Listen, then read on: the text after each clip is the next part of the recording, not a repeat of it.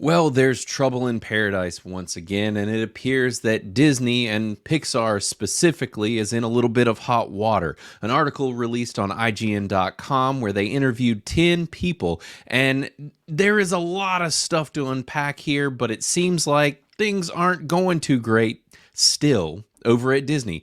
Let's just go ahead and talk about all this. As always, subscribe, like, comment. Yes, subscribe. Hit the little button down there. Go ahead, do that for us. And visit criticalist.com as well. We are in the Android and Apple app stores where you can download our app. We're an entertainment reviewing platform where you can talk about and review everything that you are currently watching and enjoying. But back to this article. So it's a monster. This article is really big, and yesterday I considered doing a video on it, but wanted to dig into it and read it and kind of just parse through what was going on here. And you can see the title. It says, Inside Out 2 was the hit Pixar needed, but the layoff employees who crunched on it are still hurting. And then it says under there that 10 former Pixar employees talk about the pains of this year's layoffs, the pressure that surrounded Inside Out 2, and larger cultural concerns at the studio. And like I said, this article is a monster. I can kind of just scroll here through it and show you, but this thing goes on and on. So I did want to read it before fully speaking on it. And luckily, Culture Crave, who's an account that's on all the social media sites, basically broke down the hotspot items here, which makes it a little easier for me to talk about and saved me from having to do it myself, which is the type of thing I normally would do. So I was basically going to kind of go through these bullet points and then just focus on any of them. But it sounds like there's a lot of conflicting views as far as what is happening at Pixar and Disney. And really what this paints to me is a company that is really struggling. And we've seen that across the board with Disney for quite some time now, and it seems like there's almost a new guard and an old guard of the company that are kind of clashing against one another, and it's happening in all of these individual kind of pocketed studios within Disney, whether it be Marvel or Lucasfilm and Star Wars or Pixar. All of them, it seems like these old guard, new guards are butting heads, and it's causing a lot of problems. And from what I can tell, the old guard wants to make money, and the new guard wants to push agenda. And being that these two things are clashing, it's not working out well for the company, and it's causing them to just internally collapse. And we've speculated that that was some of the things that was happening for a while now, but this article really seems to paint that picture a little more fully. Granted, it is honed in only on Pixar. So the first bullet point here is it says, animators were working 7 days a week with employees calling it the largest crunch in studio history. So basically, where you start to read these comments from these multiple people that they interviewed, it sounds like they were working nonstop. But what's interesting is that there is a lot of conflicting messaging depending on which person they were interviewing, because some of the people were like, yeah, it really sucked. This went on for about 2 months long, but they really just wanted us to get out the best product possible. And so some people were kind of defending Pixar a little bit and saying they tried, they worked with us, they gave me time off when they could, they paid us plenty for overtime, and then other people were like, yeah, but it sucked a lot and I didn't want to do it. And so then it says, Disney leadership asked animators to make Riley come across as less gay. They put a large part of Lightyear's failure on the same-sex kiss. So this is another really big part of the article, and another big thing that you've heard about most likely going on within Disney. And it came out quite some time ago that there was a leaked corporate video where they called Disney, or they stated internally, people at Disney stated that there was a not so hidden gay agenda over at Disney. And this raised a lot of eyebrows because obviously if you know Disney, then you know that a lot of their content caters towards children. And obviously everybody knows what a hot button topic the LGBT stuff is, regardless of what side of the aisle you sit on and where you sit with this subject. It is a hot button thing. And a lot of it even comes down to other countries and religions that could have potential issues with some of this messaging. And and don't necessarily want it in things especially targeted at children. So it does become extremely complicated when you are running a company that advertises and creates things primarily for kids and family. It is going to, you're going to run into some roadblocks one way or another. But really, when they got into the nitty gritty of them kind of controlling this messaging within the film, and them comparing it to Lightyear, and basically relating it to its failure, it was really interesting, because if you paid attention to Lightyear, there's a lot of things that could have played into the failure, but it really does seem that with this LGBTQ stuff, a lot of it is about what ends up happening when these journalists are pushing these actors, directors, people involved to answer questions about this stuff, and then you end up getting some really harsh or brash answers, like what happened with Chris Evans when he was talking about that movie, and they end up doing even a lot more damage to whatever's happening. Whether if Disney had just kept it quiet, not said a lot about it, just let it come out, it might have been a flash in a pan and not affected anything. But when you start doing press, talking about a lot of this stuff and pushing people to talk about it, it can end up causing problems, and people end up putting their foot in their mouth. So what it says here is the apparent hesitance to touch on LGBTQ themes, storylines in particular, affected Inside Out 2's development, according to several of our sources. Multiple people recall hearing about continuous notes to make Riley, the main character of both Inside Out movies, come across as less gay, leading to numerous edits that ramped up around September 23rd after the resolution of the writer's strikes. Sources describe rumors that there was special care put into making the relationship between Riley and Val, a supporting character introduced in Inside Out 2, seem as platonic as possible, even requiring edits to the lighting and tone of certain scenes to remove any trace of romantic chemistry. One source describes it as just doing a lot of extra work to make sure that no one would potentially see them as not straight. Now, I find this very interesting, because if you have paid attention, well, most people haven't seen this, but there is a lot of conversation on social media and in places like Reddit where they are saying that there's coding and inserting a lot of things where there might or might not be on these films and many others. It is a continual thing, and the problem is, like I said, is there's these new guard and old guard within these companies, and what is happening sometimes is these animators and creators,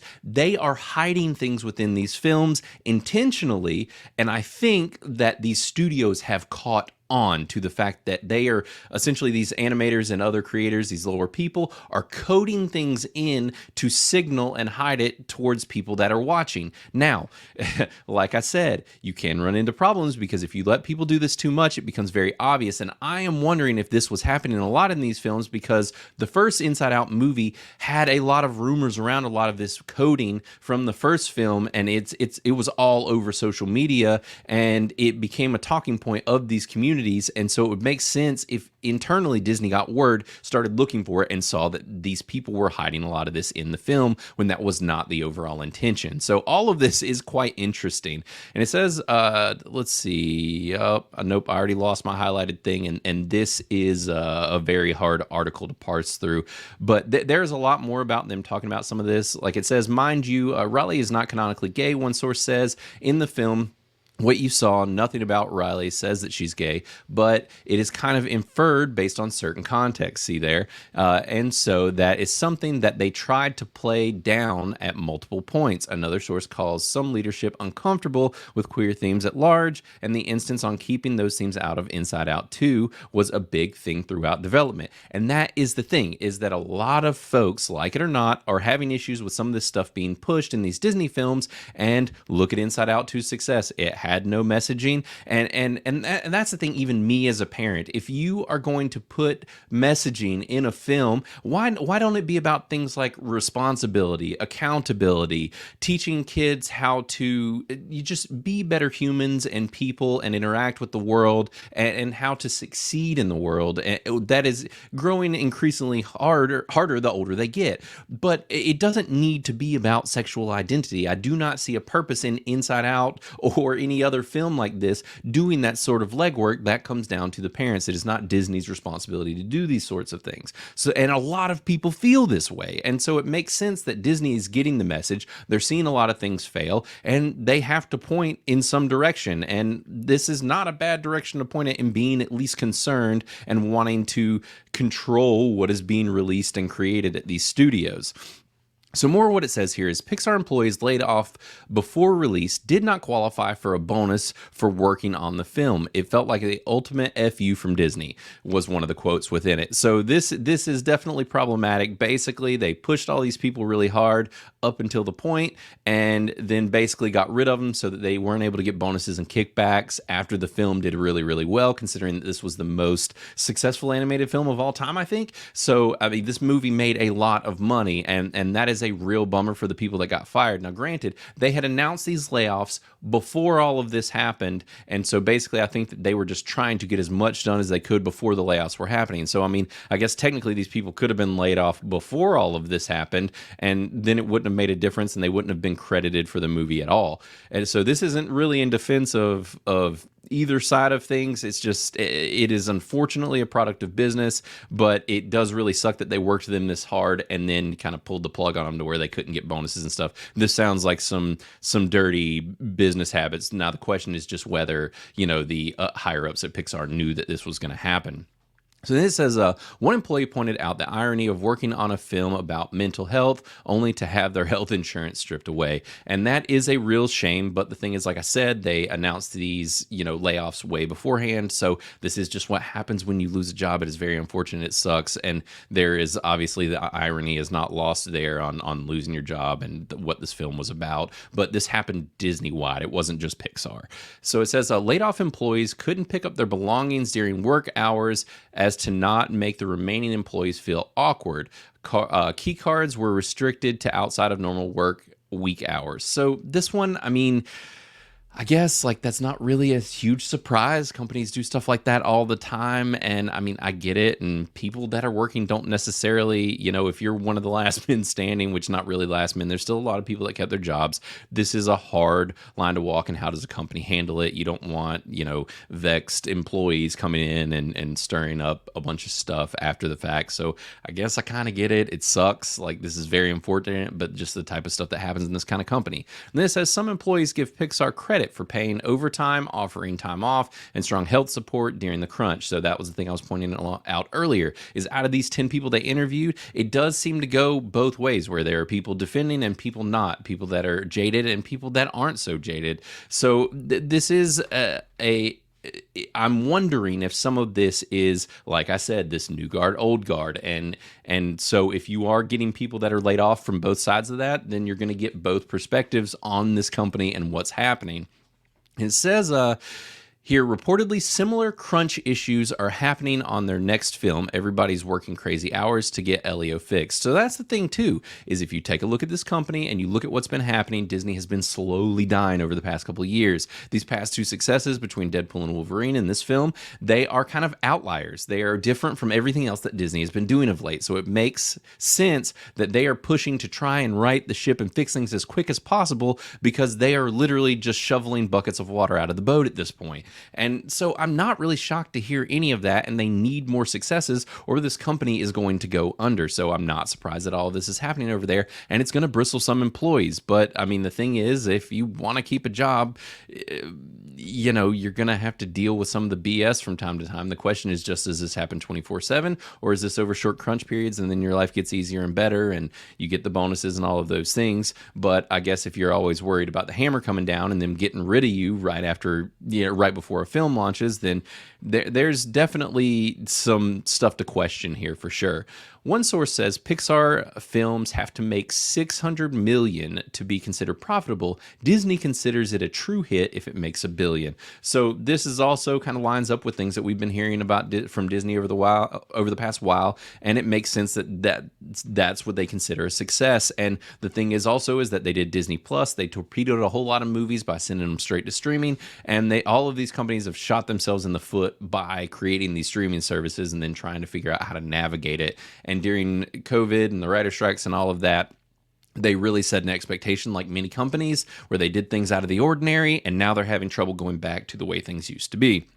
So, all of this to some degree is not super surprising, but it is all quite interesting to hear what is going on internally over there. And it sounds like there is at least a part of Disney and Pixar that is trying to right the ship. And there was a lot more in this article. I would be here all day if I really hashed through the whole thing. And there were even more bullet points that I could have personally added, but it is just, this thing is dense. I will put it in the show notes. Feel free to read it, but it is a lot. That's why I tried to just kind of give you the airplane view, at least, of what was going on over there. And it does sound like there's a lot of conflict. And the question is, if I am right about this new guard, old guard prediction, who's going to win out? Because like I've said a whole lot of times, at the end of the day, these companies have to become capitalist because that's the type of society we work in. And at the end of the day, they have to make money to stay afloat and to stay alive. They can only survive off of these, DEI subsidies and everything else that they've been clearly being powered by for the past while, because they're either way, they are seeing significant decreases in the quality of the things that they are putting out and the receptions to them.